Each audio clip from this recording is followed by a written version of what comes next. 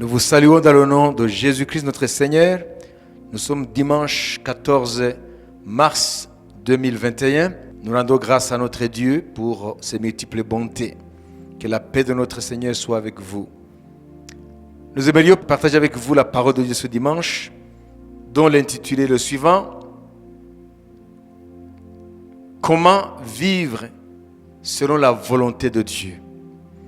Comment vivre selon la volonté de Dieu? Vous savez, lorsque nous naissons, la Bible nous révèle que nous naissons dans un monde dominé par Satan. Lorsque nous lisons l'épître de Paul aux Éphésiens, au chapitre 2, au verset 1er, 2, 3, et ainsi de suite, la Bible nous révèle ce que l'homme naturel ne peut jamais comprendre. Il est écrit dans la Bible, dans ce passage que je viens de vous citer, Éphésiens chapitre 2, verset 1er jusqu'au verset 3, il est écrit: vous étiez morts par vos offenses et par vos péchés. Ça veut dire nous qui sommes chrétiens. Vous étiez morts par vos offenses et par vos péchés, dans lesquels vous marchiez autrefois selon le train de ce monde, selon le prince de la puissance de l'air, de l'esprit qui agit maintenant dans les fils de la rébellion. Vous savez, tous ceux qui ne sont pas en Christ, Dieu les appelle les fils de la rébellion. Parce qu'ils vivent une vie de révolte contre Dieu, consciemment ou inconsciemment. Nous tous aussi, nous étions de leur nombre, nous qui sommes sauvés aujourd'hui, et nous vivions autrefois selon les convoitises de notre chair, accomplissant les volontés de la chair et de nos pensées, et nous étions par nature des enfants de colère comme les autres. Mais Dieu qui est riche en miséricorde, à cause du grand amour dont il nous a aimés, nous qui étions morts par nos offenses, nous a rendus à la vie avec Christ. Et c'est par grâce que vous êtes sauvés. Il nous a ressuscités ensemble et nous a fait asseoir ensemble dans le lieu céleste en Jésus-Christ, afin de montrer dans les siècles à venir l'infinie richesse de sa grâce par sa bonté envers nous en Jésus-Christ. Donc, lorsque nous naissons dans ce monde, nous naissons comme sujets faibles par rapport aux standards de Dieu, par rapport aux normes de sainteté et de justice de Dieu. Alors, son monde spirituellement est sous la domination de Satan. Vous savez, la Bible nous révèle que dans un passé mystérieux, dans le monde spirituel, un archange qui s'appelait Lucifer, ça veut dire l'ange de lumière, Lucifer s'est révolté contre Dieu, contre son créateur. Et la Bible nous révèle dans l'Apocalypse qu'avec la rébellion de Lucifer, avant de devenir Satan, l'adversaire de Dieu, Lucifer qui était l'archange de lumière, il a été maudit et précipité hors du ciel de Dieu.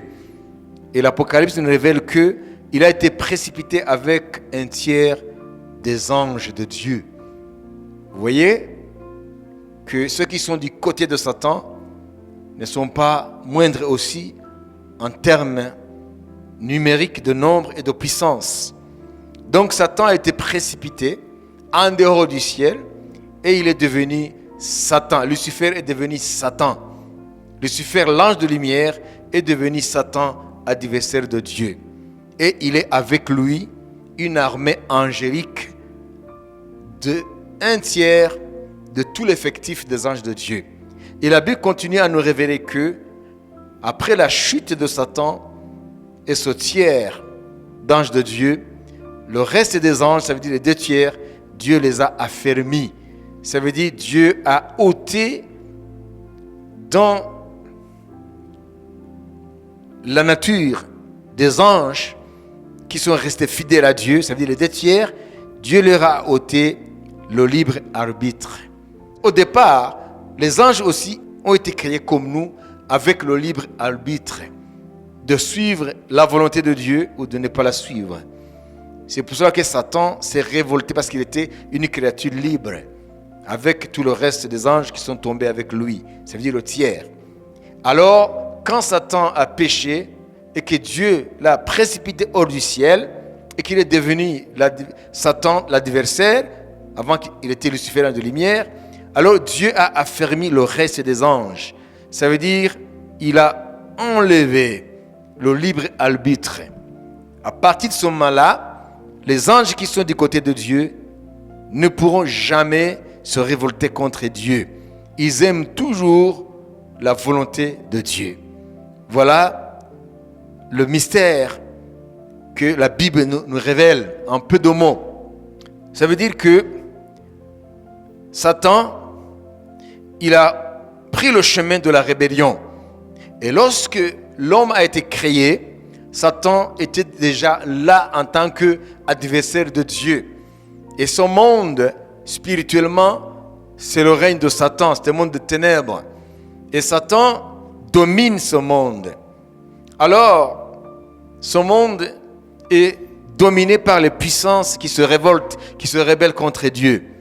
Et l'homme, lorsqu'il a péché, il est passé du dominion, domaine du règne de Dieu, l'autorité de Dieu, il est passé dans le dominion de Satan, dans la rébellion, et il est devenu sujet de Satan, il est devenu esclave de Satan, il est devenu une créature qui vit sous la puissance de la méchanceté de Satan, et Satan ne fait que à souffler dans l'homme cette puissance de rébellion contre Dieu.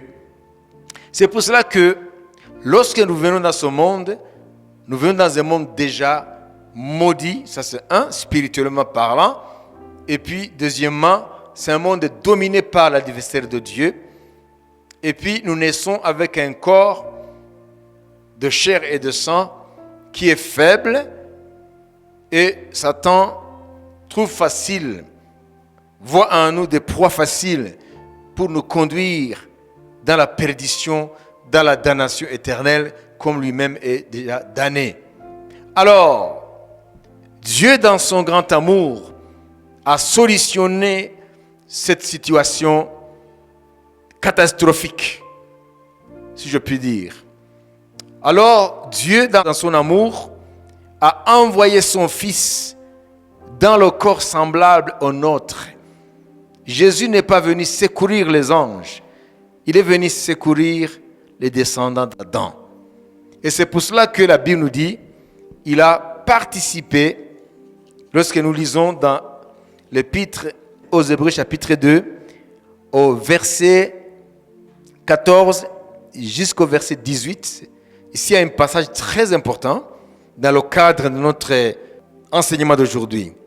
Ainsi, donc, puisque les enfants participent au sang et à la chair, c'est-à-dire nous les humains, descendants d'Adam, nous avons le sang et la chair, notre corps physique, il y a également participé lui-même.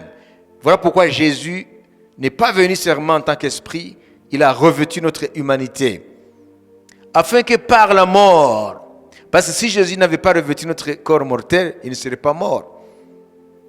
Et l'objectif ultime qu'il a amené, c'est pour détruire la puissance de Satan sur l'homme et libérer l'homme de la puissance de Satan, afin de le transformer, de changer sa destinée éternelle.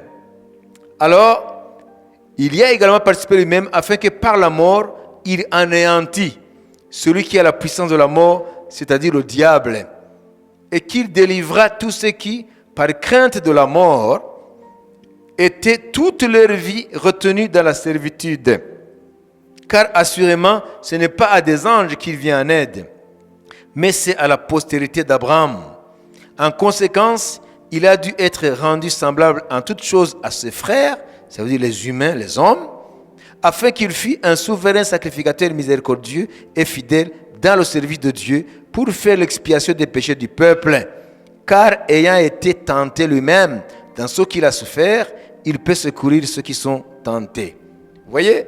Donc Jésus est venu dans notre corps afin de vivre notre vie à l'exception du péché, parce qu'il a vécu une vie immaculée, une vie sans péché, afin de vivre notre limitation, notre condition humaine, de mourir comme nous mourons, et que par sa mort est devenue l'arme contre la puissance de Satan.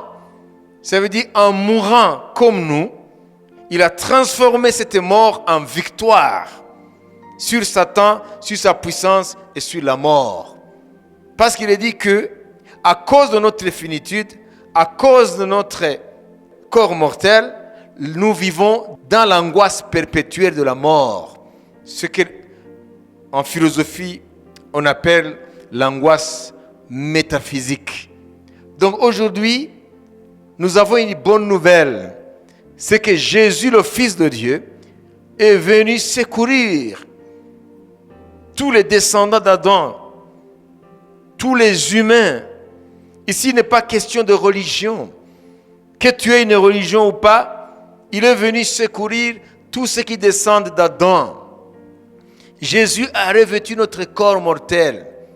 C'est pour cela qu'il est mort, pour enfin anéantir celui qui avait la puissance de la mort, ça veut dire Satan, et de délivrer tous ceux qui étaient retenus dans la servitude à cause de la crainte de la mort. Et aujourd'hui, la bonne nouvelle, c'est que même si nous naissons dans un monde dominé par Satan, même si nous revêtons un corps de chair et de sang qui nous retient captifs des convoitises de la chair qui nous entraînent dans la mort éternelle, il y a aujourd'hui Jésus-Christ qui est venu dans ce monde il y a 2000 ans, qui a revêtu notre humanité et il est mort historiquement. La Bible dit qu'il est ressuscité le 3e jour et aujourd'hui il vit dans les cœurs de ceux qui le reçoivent comme Seigneur et Sauveur et il a anéanti dans leur vie la puissance de Satan pour les rendre capables de vivre selon la volonté de Dieu. L'homme ne peut jamais vivre selon la volonté de Dieu sans avoir été libéré, délivré de cette puissance de Satan à laquelle il est soumis depuis qu'il est né. Nous naissons dans la captivité sur le plan spirituel. Nous naissons captifs des puissances des ténèbres. Nous ne pouvons jamais nous en libérer nous-mêmes. Il n'y a aucune philosophie qui peut te libérer de cette captivité spirituelle. Il n'y a aucun remède auquel tu peux faire recours pour te libérer de cette captivité spirituelle. Il n'y a aucune puissance, aucune doctrine, il n'y a aucune force capable de te délivrer de cette condition d'esclave devant les puissants de Satan qui a servi ce monde. Il n'y a que l'évangile de Jésus-Christ capable de te délivrer de cette captivité, de cette condition de captif. C'est pour cela que Paul, en écrivant aux Éphésiens au chapitre 4, il a dit que Jésus, par sa résurrection, il a libéré les captifs. Alléluia. Et aujourd'hui, la bonne nouvelle est que Jésus est capable de briser tous tes liens, te rendre capable de vivre selon la volonté de Dieu. Et la volonté de Dieu mène à la paix et à la vie éternelle. La volonté de la chair, la volonté du monde, la volonté de Satan, le maître de ce monde, mène à la damnation éternelle, à la condamnation éternelle, à la mort éternelle, en enfer, littéralement, loin de la présence de Dieu éternellement. Et aujourd'hui, Satan séduit toute l'humanité. Il séduit les hommes. Il leur montre d'autres chemins de pouvoir se libérer de l'angoisse de cette existence. Mais il n'y a qu'une seule voie pour sortir de cette condition de misérable, de cette condition misérable dans laquelle l'homme se trouve. Jésus est venu, il a revêtu ton corps, il a traversé ce que nous traversons, à l'exception du péché. Il a vécu notre limitation, quoique Dieu dans la chair. Il a rencontré tous les obstacles de cette vie. Néanmoins, il a triomphé. Là où les autres ont failli, là où les autres ont échoué, Jésus a triomphé. C'est pour cela que il est le seul qui n'a pas été retenu par les liens de la mort. Il est entré dans la mort et il en est sorti victorieux. Et c'est pour cela que la Bible nous dit qu'il avait donné rendez-vous à ses disciples après sa mort. Il dit, après ma mort, je ressusciterai et on se retrouvera en Galilée. Personne ne peut donner à quelqu'un un rendez-vous après sa mort. Tout ce que nous faisons aujourd'hui, tout ce que nous faisons dans cette vie, ça se limite juste dans cette vie. Aussi longtemps que nous sommes en vie, aussi longtemps que nous respirons, nous pouvons avoir un agenda. Mais notre agenda s'arrête toujours à notre mort. Jésus est le seul qui n'a jamais arrêté ses projets, son agenda dans la perspective de sa mort. Il a dit aux disciples, alors arrêtons-nous un instant ici, il y a une œuvre que je vais accomplir à la croix, mais après la croix, on se rencontrera encore. Alléluia, on se verra. Parce qu'il est Dieu, il a revêtu notre humanité, il s'est fait homme afin de vivre notre misère, afin de souffrir comme nous souffrons, afin de mourir comme nous mourons, et par sa mort, anéantir celui qui avait la puissance sur la mort, ça veut dire Satan, et de nous délivrer, nous les humains. En vivant dans la chair, loin de Dieu, en accomplissant la volonté de la chair, en vivant dans les convoitises de ce monde, en obéissant aux puissances des ténèbres qui dominent ce monde, avec Satan à la tête, nous sommes en train de nous approcher jour après jour de la damnation éternelle, de la mort éternelle, la mort spirituelle. Physiquement, nous sommes en vie, mais spirituellement, nous sommes morts aussi longtemps que nous vivons sous la domination de Satan. Et la Bible prévoit aussi qu'il y a une seconde mort. Après la mort physique, il y aura une seconde mort. Ça veut dire le feu éternel loin de la présence de Dieu. Et pour faire court, aujourd'hui, il faut savoir que ce monde n'est pas tel que tu le vois. Physiquement, tu vois ce monde avec ses beautés, mais spirituellement parlant, ce monde est un monde rempli de ténèbres. Satan, avec ses puissances démoniaques, Dieu les appelle les dominateurs de ce monde de ténèbres. Et Jésus est venu dans ce monde de ténèbres comme lumière. C'est pour cela qu'il dira, je suis venu dans ce monde comme lumière, afin que celui qui croit en moi ne marche pas dans les ténèbres, mais qu'il ait la lumière de la vie. Aujourd'hui, tu peux vivre selon la volonté de Dieu. Mais avant tout, il faut que tu sois libéré de la volonté de Satan, de la domination de Satan. Parce qu'il y a deux manières de vivre dans ce monde. La première, c'est vivre selon la chair, selon les convoitises de la chair, selon les volontés de Satan. Je dis les volontés au pluriel, parce qu'il y a plusieurs volontés. Les volontés qui t'amènent dans ceci ou dans cela. Mais la deuxième manière de vivre, la deuxième façon de vivre, c'est vivre selon la volonté de Dieu, en marchant dans la parole de Dieu, en vivant une vie de prière, une vie de communion avec Dieu.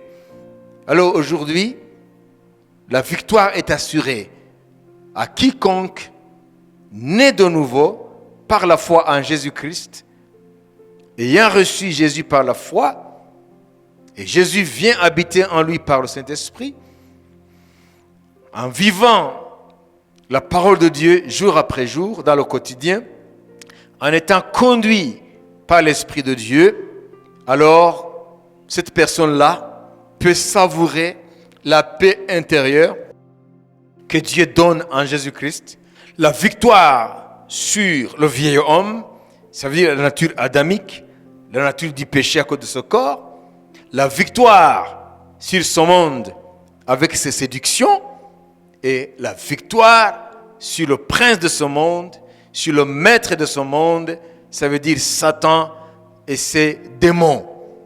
Et voilà pourquoi Jésus dira dans Jean chapitre 16, verset 33, vous aurez des tribulations dans le monde, mais prenez courage, j'ai vaincu le monde.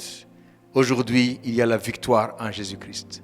La victoire sur nos trois ennemis, sur Satan, sur ce monde et sur notre vieil homme, notre nature héritée d'Adam.